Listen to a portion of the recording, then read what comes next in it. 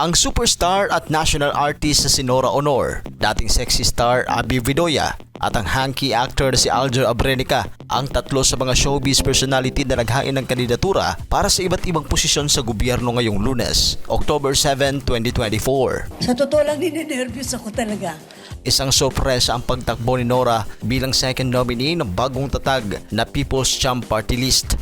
Sa kanyang talumpati, matapos maghain ng Certificate of Acceptance of Nomination, hinahapong sinabi ng 71-year-old national artist na siya ay labis na kinabahan. Anya, hindi niya iniisip na magsasalita siya sa harap ng media pagkatapos ng filing. Layunin niya na makatulong sa mga kasamahan sa industriya ng musika, industriya ng puting tabing at sa entablado.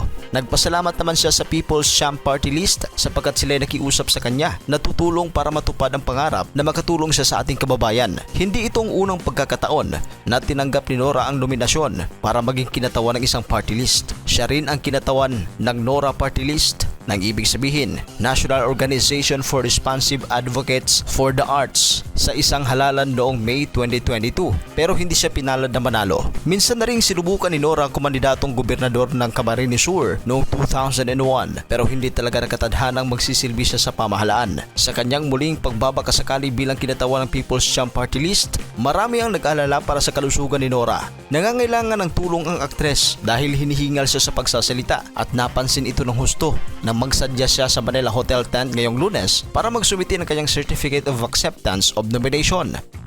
Samantala, naghain din ngayong Lunes ng kandidatura si Abby Vidoya Iliana na kilala sa kanyang dating screen name na si Priscilla Almeda. Kakandidato si Abby na konsihal ng unang distrito ng Parañaque sa ilalim ng partido ng Team Bagong Parañaque. Ayon sa kanya, huling termino na bilang konsihal ng mister niyang si Jomari Iliana kaya magpapahinga muna ito.